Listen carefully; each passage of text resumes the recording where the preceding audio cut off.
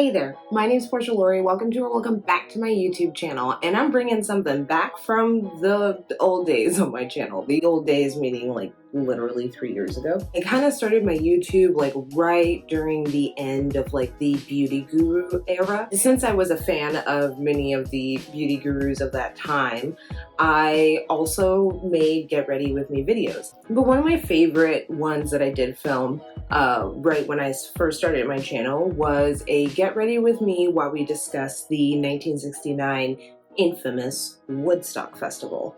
And I had a lot of fun researching for that video. It was really fascinating to me. It actually made me do a whole bunch of research on other festivals. I thought it was going to be like maybe a long-running series I ran on my channel, and then I kind of lost steam and like changed my mind.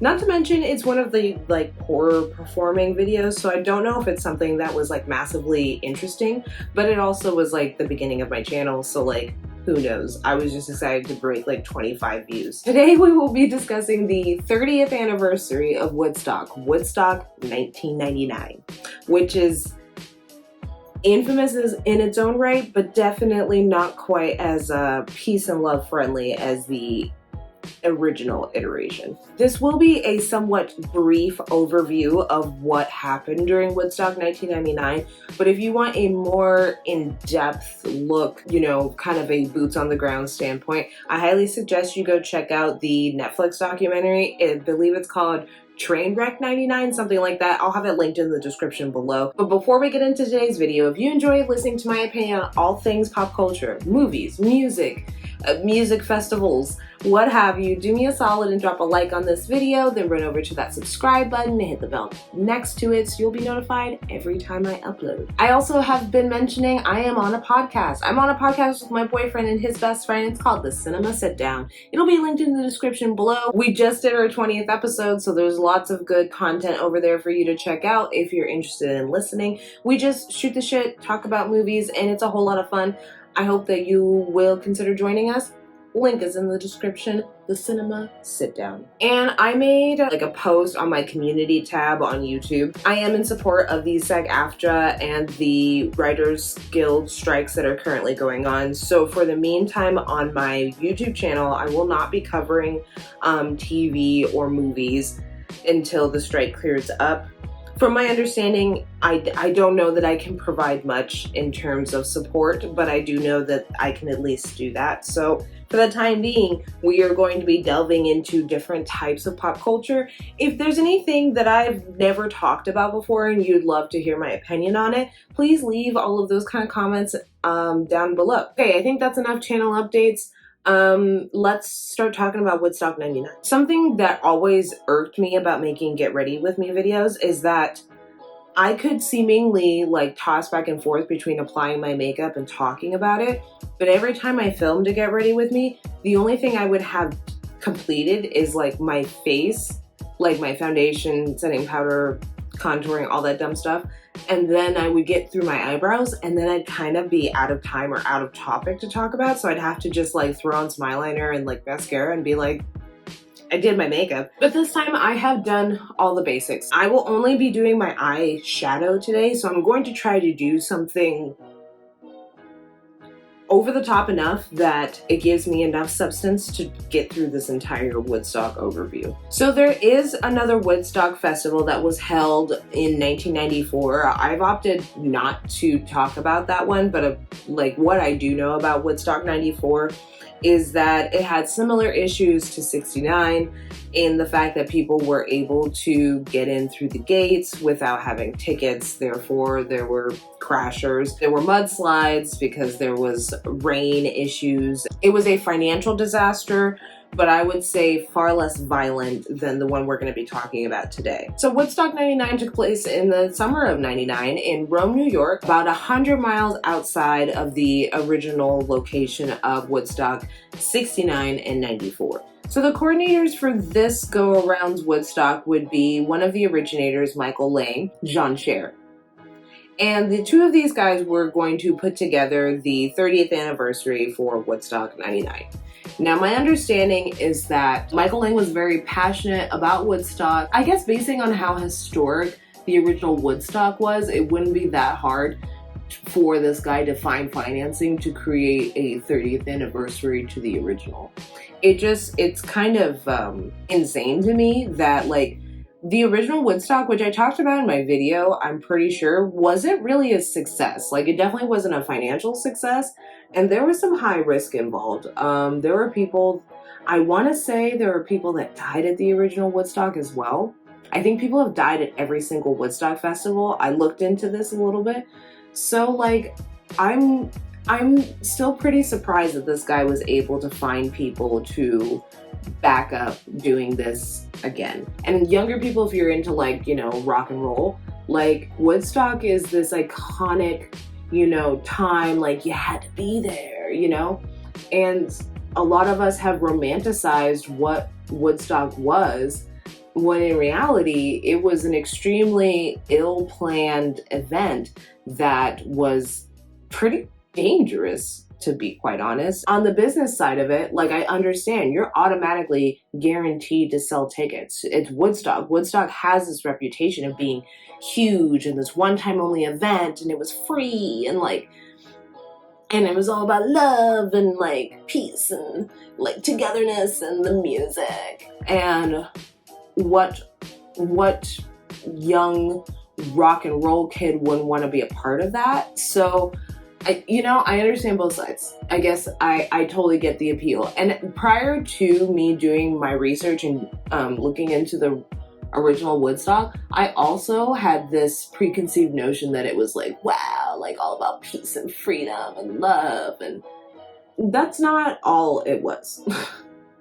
And also Woodstock, contrary to popular belief, has never fully, I mean, to some degree, yeah, it's about peace and love and like 3 days of great music, but it's like they always wanted to make a profit. They just weren't successful at doing so. And you know, John Scher and Michael Lang really held out no stops for this Woodstock 30th anniversary. As soon as they secured the location, they actually ended up holding a press conference with then First Lady Hillary Clinton to promote the fact that they were going to be holding Woodstock the 30th anniversary to start building buzz early on, which like smart marketing, and it makes sense. And again, like 30th anniversary, if I wasn't 9 years old, this is something I would have wanted to go to as well, just to be like part of that time in history, you know, to say like, well, yeah, you know, I was there.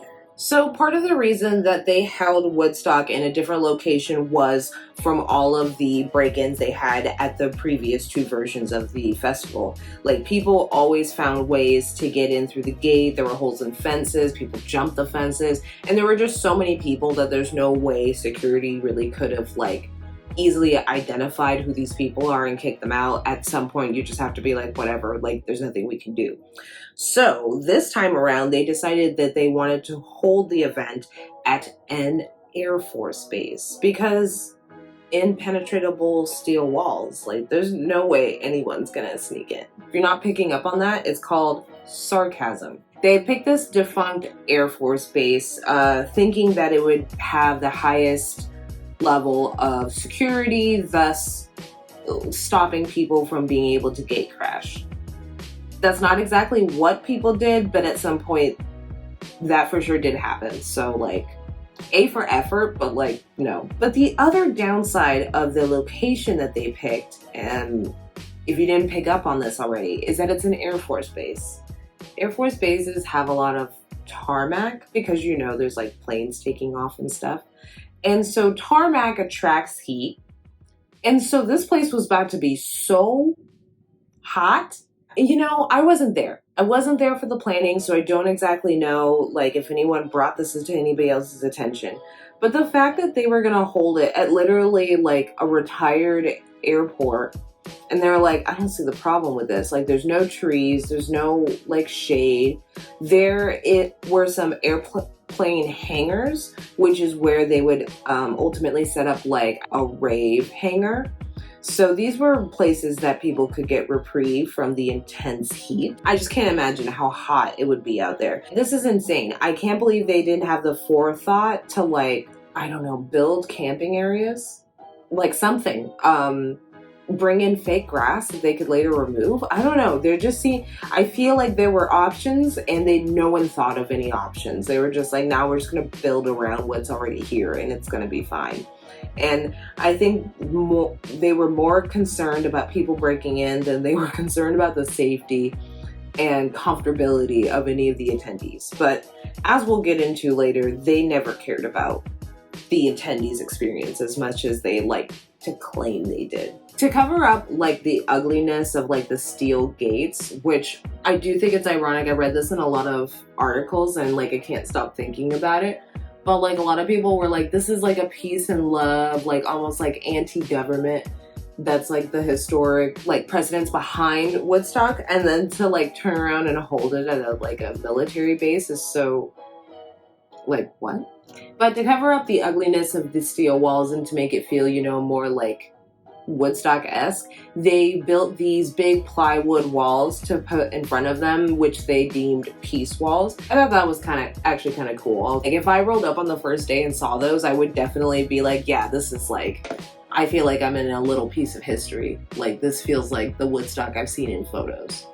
I feel like rock and roll was in a very transitionary period, and this is just me talking out of my ass, like, about what I know about what was popular in 1999, so, like, take this with a grain of salt. My understanding is 1999 was kind of a transitional time from the popularity and the everywhereness of the grunge scene, and we were transitioning into more, I feel like harder rock, new metal was becoming way more mainstream, and that heavily was influencing what 20-somethings were listening to. I don't know that they didn't ask bands from 69, but not a single band from 69 played at the 30th anniversary. I find that a huge disappointment. So many opportunities. You could have even had like the original band members, and if some band members had passed by this point, like have replacements, like a celebrity replacement, you know, Queen, but with like Adam Lambert, that kind of thing. And like, what a missed opportunity. And also that plays into more of the idea of like, you really did do this for money. You didn't give a shit about the cultural impact or the history, maintaining the principles of Woodstock. You wanted to make money. So none of the original acts from 69 played. A few members of bands from that era did come by and do guest spots. There was one guy, I can't remember what band he was from, I apologize, but he did like a solo acoustic set. Like, but there was no big plug for any of the main people to like be there. And I think that's insane. I also think that might have kept me from wanting, if I had been in my 20s in 99, I think that might have kept me from wanting to go, because it would have showcased that like, wow, they're not really paying respect to the original at all. They're just using the name. But who they ended up inviting on the bill is kind of even more questionable. So like I was saying, new metal was like a new genre, and it was taking over. This kind of slightly predates Linkin Park, but Limp Bizkit was all the rage. Kid Rock. As you can tell, I'm not very well versed in my new metal era. That's not really my thing. Korn. So like these were the bands that were really running rock and roll at that time. They kind of came in and they were like, okay, I see you guys all like depressed and whatever, but like, let's fight against the man. The people listening to this type of music tend to be of the rowdier set. And so there's a way where they could have booked these bands, but spread them apart in certain ways so that it wouldn't. We'll get into it. I feel like it makes more sense when we're talking about it from like a day-by-day basis. So they booked a bunch of bands that were very popular at the time that were really, you know, kind of aggro. They attracted a certain type of crowd. These would be Limp Bizkit, Korn, Metallica, Live. I think that they qualify under that umbrella. And then there was some other stuff that was booked that was really interesting or different, like DMX also played. So there was some room for hip hop, which of course was becoming a lot more. I mean, hip hop was already mainstream, but it was becoming like top of the charts kind of mainstream, like getting play on not only urban marketed areas, but everywhere. even on MTV, which will be a player in this story as well a little later to come. But DMX played, James Brown was there. He opened Woodstock, which I think was like, would have been so fucking cool to see. George Clinton, Fatboy Slim would play in the Rave Hangar, which I think rave culture had become a little bit more like widely known. Although I still maintain that the height of rave culture in mainstream pop culture would have been in the 2014 through 2016. I feel like those, I like to lovingly refer to them as the plur era. This is coming from someone who's I've never been to a rave.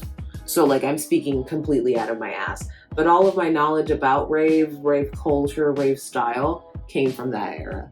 Comment below if you agree with me. They also only booked 3 women to play the entire weekend, 1 per day. And each woman has said in different ways that they felt uncomfortable there, that the vibe was weird, the energy in the air was uncomfortable, they were getting pelted with stuff while they were trying to perform, and it just was like an uncomfortable place to be in.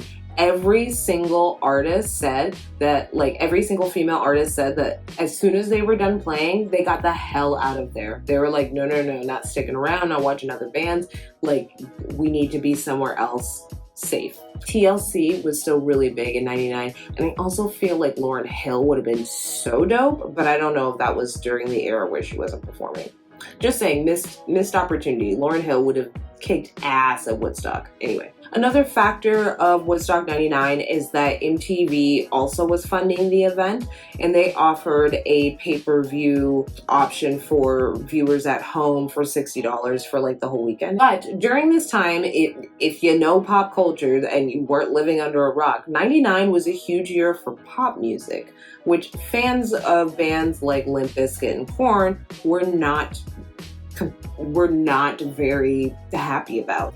We went from Nirvana and Pearl Jam being played, every other minute on MTV to now we were getting inundated with our Britneys, our Christinas, our NSYNCs. The animosity between the different music genres was pretty tense at the time, but someone brought out dummies of NSYNC and beat them up on stage before their set at Woodstock. So like, tensions were high. People were very mad at MTV for giving a platform to pop music, i.e. popular music. Well, like, they're a corporation, they're out here to make money, they're chasing the dollar. Of course they're platforming pop music. It's not MTV was for the people. Like, get over yourself. Just a side note, there were a couple other artists that were at the 94 Woodstock that were asked to come back. Those would be Sheryl Crow, Collective Soul, and Red Hot Chili Peppers. And I think maybe a couple other ones as well.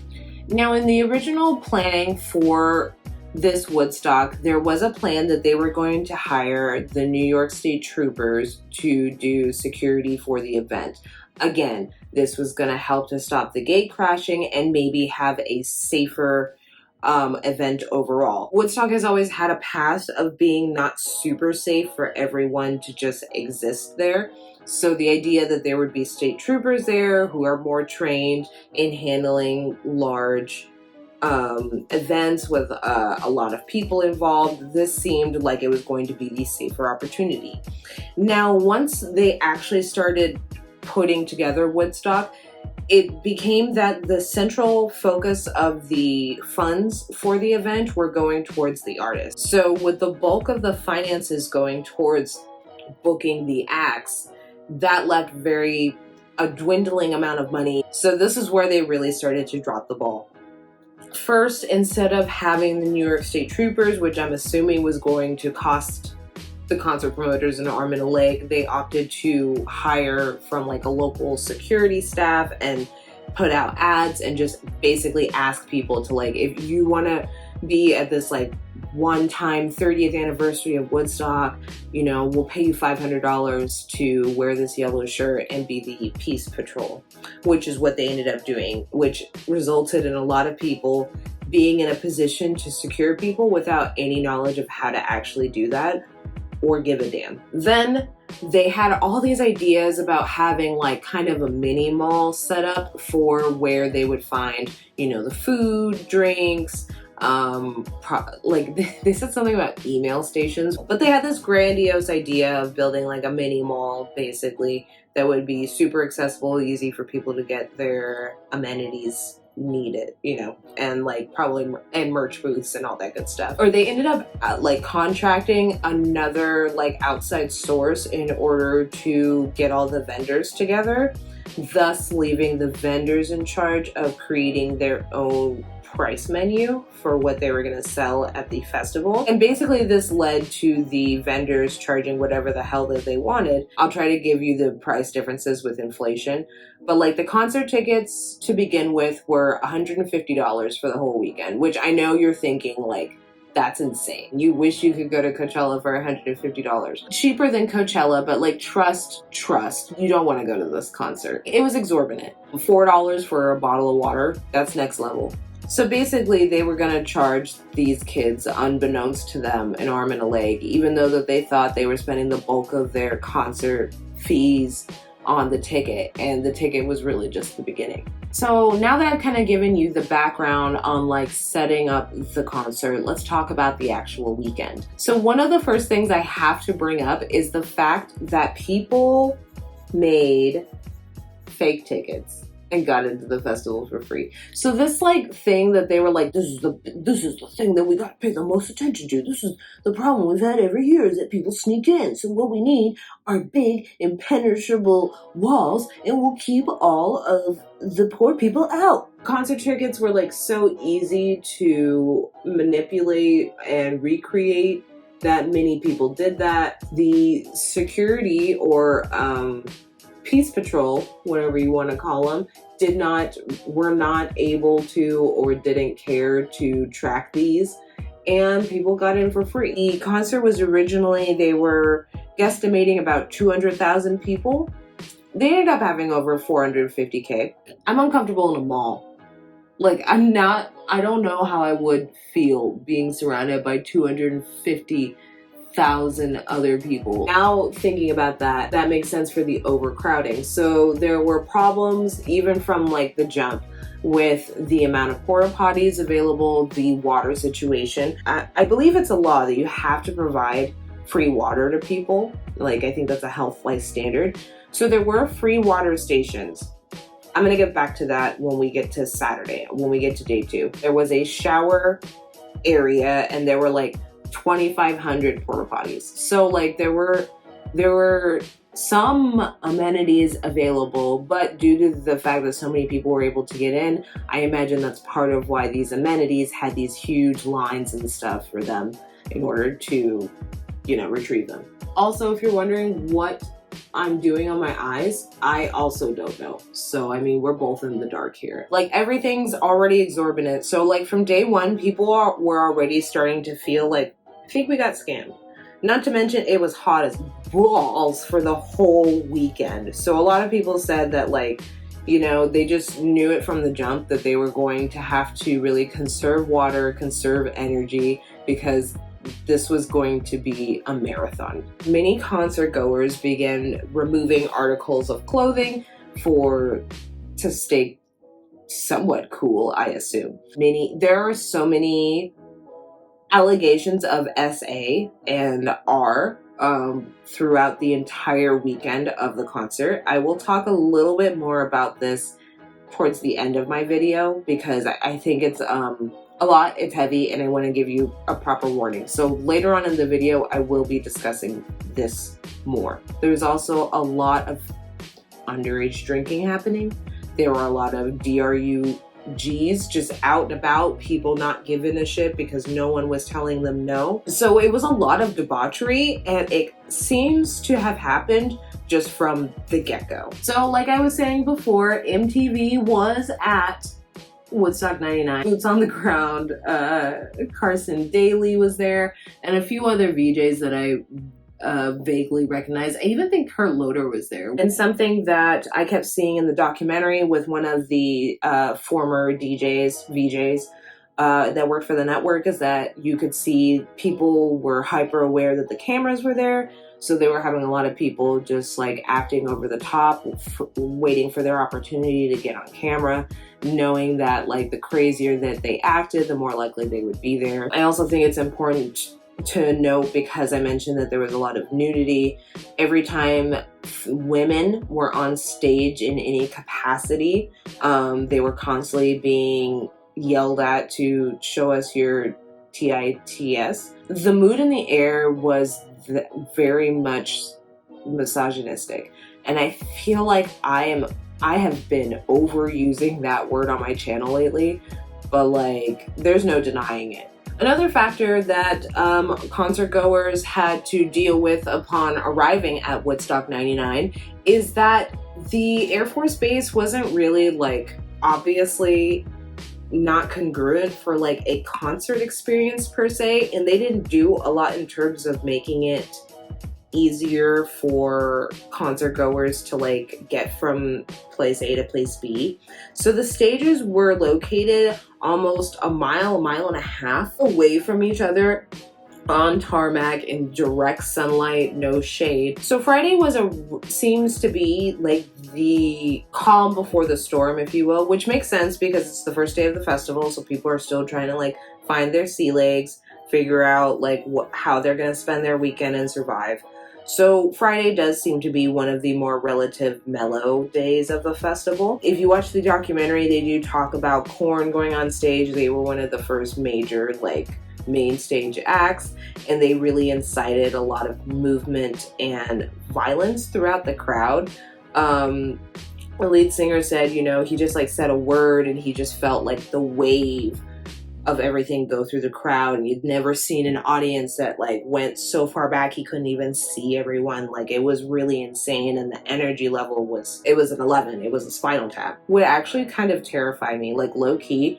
Like thinking about it as an adult now, like that's really scary. Bush also played on the first night of the festival, and I think that might have been helpful in terms of calming down the stage and the people. There were some acts that were kind of able to mellow out the crowd somewhat. Like I feel like Bush, Counting Crows, I believe Dave Matthews Band also played at Woodstock 99. So there was some levity to the situation, but a lot of the artists just didn't.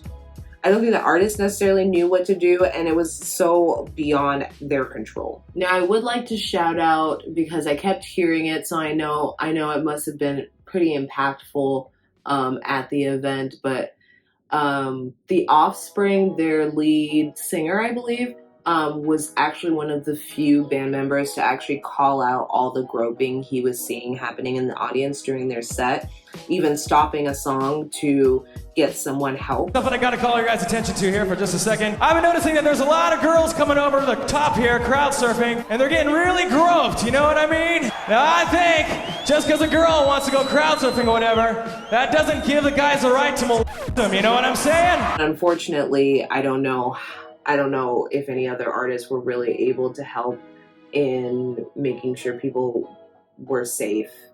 I also feel like every time I've looked at those photos of the crowd, like I do feel like an artist has a certain level of responsibility to like, you know, see something, say something. But I also feel like in a crowd that large, how? And just because I feel like someone in the comments is gonna bring it up, like Astroworld, I don't think is comparable. He didn't have that many people at Astroworld. I think he very much could have done certain things to help instead of hurt. And I'm just gonna leave it at that. I don't want to talk about Astroworld. Too sad. And I'm not knowledgeable enough about it, so I don't want to talk out of my ass. So I will not be venturing into that today. So let's move into Saturday. So the interesting thing is that when people woke up and they were going through, you know, day 2 of Woodstock, is that people had already started to notice that there wasn't like a plan in place for like the hygiene stations and for like the amount of trash everywhere. So every day of the 3 days, like the trash piles were just getting insane. I know I mentioned it in my previous Woodstock video, but I don't remember all the ins and outs of it right now, but you know those bathrooms were gross. And there wasn't anyone that was like emptying them daily.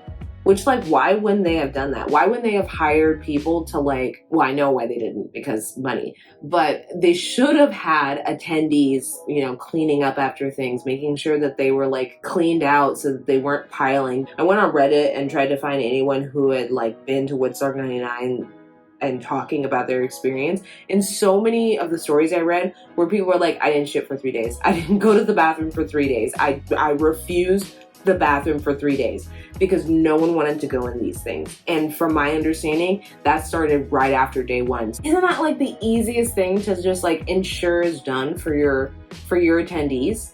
And like you just really don't care. Showers allegedly were really gross too. They were separated for, you know, men on one side and women on the other, but it was very easy for men, and they did in fact like crawl under or over to like get a peek at the women. Kid Rock played on Saturday, and it was at the height of the heat for that day, causing some concert goers to pass out from heat stroke, which is a common reason many people visited the medic tent. This is very similar to the original Woodstock, but people were waiting in the lines for the free water because obviously water was $4 and raising in price. The vendors kept raising the prices, so they went from $4 to $7 to sometimes as much as $10 a bottle of water. People would be waiting in these free water lines. Some concert goers eventually got so upset that they actually busted holes in the plumbing so that they could get to water sooner, which if you remember, I'm pretty sure that was something that happened at the original Woodstock as well, which obviously fucked up the plumbing for everything everywhere. Eventually these mudslides, if you could call them mud pits, were mixed with human waste. So the water was quickly contaminated, which means you couldn't use the water anywhere, like not the showers, not the free water stations. Like you really don't want to go to those porta potties, and you definitely don't want to wash your hands in it. So if you could, avoid it. And unfortunately, the people who were in that water or using that water in any capacity would suffer with things such as trench mouth. I'll let you do your own research into that because, again, too gross. Now, also day 2 is the infamous performance from Limp Bizkit, where he literally incited the crowd to like his song Break Stuff, and they were breaking plywood off of structures, even used a piece of plywood so that Mr. Bizkit could crowd surf through the crowd.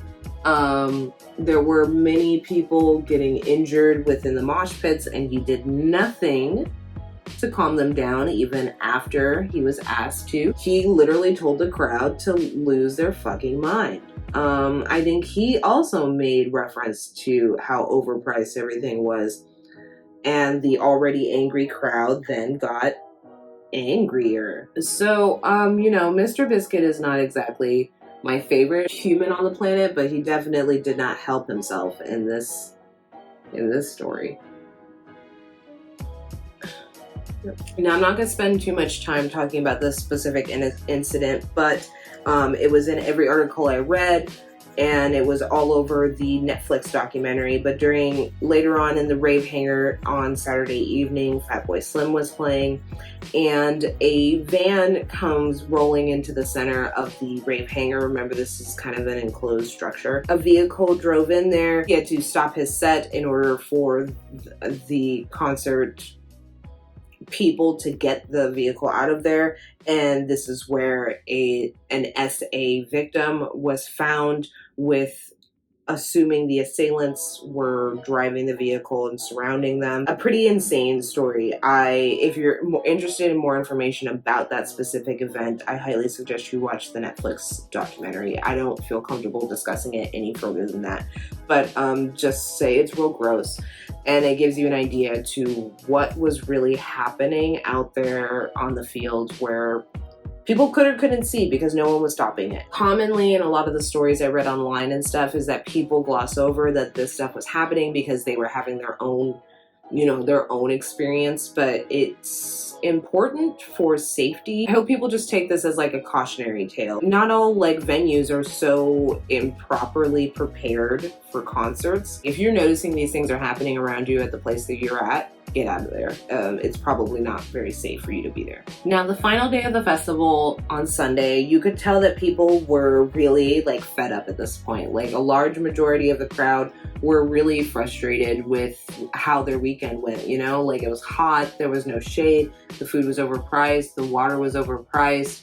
I got trench mouth. All these things were happening. And so the crowd's, you know, vibes, the mood was definitely more intensified and far more violent than I think it had been even the previous day. Tensions are really, really, really high. But what's really just like so agitating is also the fact that on the last day, they ended up holding a press conference. The concert promoters, Michael Lang, John Scher, and then the mayor of Rome, New York. Remember, this is like a time that's like pre-cell phone, so there was conflicting information and people weren't sure if everyone was as safe as they were saying it was, but they were like, no, this has been a huge success. It brought so much foot traffic into Rome, New York, which also helped the economy in the city.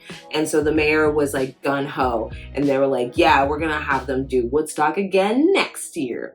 So those were the moods of the upper people going into this final day. Little did they know insanity would ensue that evening. I think had the events of Sunday night gone differently, then they would have continued to hold Woodstocks there every year, assuming, you know, like it was financially still making the money. Nothing like specific really happened during the day of Sunday, but it was really Sunday night that emotions just got overwhelming. So that evening, Red Hot Chili Peppers were the final act. They were going to close out Woodstock. And it's important to note the two things. There was going to be this special vigil that was going to be held during Red Hot Chili Peppers' performance of Under the Bridge. Now, in '99, we are just barely past Columbine happening. Violence in America was just beginning to start to gain momentum in terms of supporters. If you weren't alive for this, like Columbine really rocked all of our collective worlds. And imagine how that fear has just grown exponentially since then, since we still don't know how... Getting off topic. There was going to be a candlelight vigil, and it was going to be during Red Hot Chili Peppers performing Under the Bridge. Now here's what actually happened. Hold on, I have to put on eyeliner. I can't talk and put on eyeliner. Okay, well, it's as good as it's gonna get. So they hand out candles, lit candles, to concert goers. Angry, angsty concert goers who have had kind of a terrible weekend and have kind of been extorted. They just gave them a bunch of candles.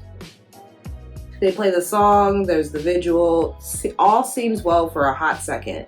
Then Red Hot Chili Peppers launch into a cover of Fire. This was because Jimi Hendrix, who played the original Woodstock, you should know this is one of his most famous performances ever. Jimi Hendrix's daughter asked them to play Fire in his honor. So they played the song Fire, which I will stand corrected if I get this wrong, but I'm pretty sure it's a song that's like, let me stand next to your fire. And guess what? People in the audience, some people, obviously not the entire audience, but yes, some people began torching shit and starting bonfires and doing things they weren't supposed to do with the fire. Guess why? Because you gave a bunch of disgruntled concert goers ammunition and then said go. I know that you were trying to do something special and have this unity community moment, but guess what? You didn't. You did not succeed at this. Shortly after the Red Hot Chili Peppers end, there's an announcement that they need people to get to safety because this has gotten out of control. And this is when a riot breaks out. So there's bonfires, they're lighting literally everything on fire. They start going through the like mall area, they start setting all the vendor booths on fire and looting, and they even knocked over ATM machines, cracked them open and then stole the cash. Allegedly over $200,000 in cash was stolen. It was just absolute mayhem. Cars were tipped over and set on fire. Like, a lot of things were happening. Eventually, it got so bad that they ended up having to call in the state troopers to reorganize the crowd. People were literally running for their lives. People left during this time. Like, it was no joke. People had had enough, and that was the insane crescendo ending to this very insane, very unorganized music festival weekend. So let's talk a little bit about what happened once everything wrapped. So I don't think I mentioned it, and I'm not entirely sure when exactly, but MTV did pull out of Woodstock, and they like had everyone leave because it was a dangerous place for them to be. So they eventually left. One of the sound towers was burned down and knocked over, so all of that was ruined. So over the course of the entire weekend, over 5,000 injury reports were reported.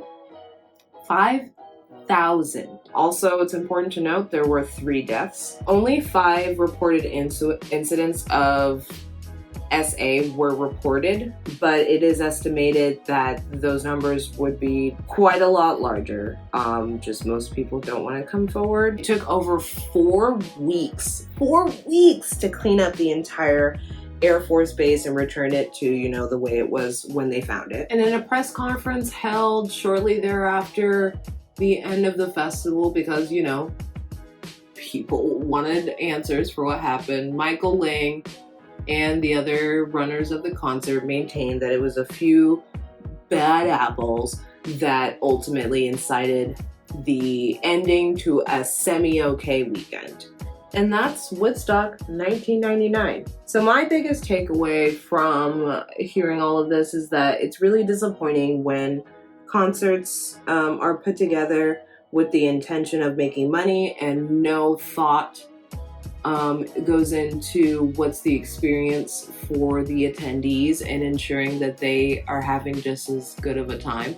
Forgot to mention that they provided a lot of stuff for the celebrities. The other side of the wall where the backstage was, like, they went to town for these celebrities. They had very, very nice, like, you know, hygiene situations. They had barbecues going. They fed them very well. They had personal chefs. Like, they had like air-conditioned areas, green rooms. Like, they provided for their artists. They just didn't do the same or care as much for their paying customers. But I think what we can take away from this is to pay attention to how things are organized, you know, do as much research you can about the concert before going, you know, make a plan with your friends to ensure that you guys can all like watch over each other while you're at these kinds of events, because it's really easy from things to go from fine to mayhem in a split second. I think we've seen that at a few concerts in the last few years.